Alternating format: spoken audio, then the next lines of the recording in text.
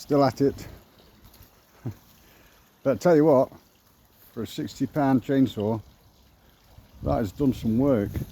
I mean, these are quite hefty logs, definitely.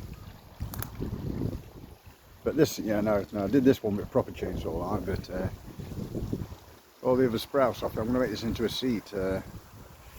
Yeah. But chains come off at the moment, so I'm going to tighten it up, clear this shit up, and then try and make a seat out of it. But yeah, that's not a bad bit of 60 quid. That's done well.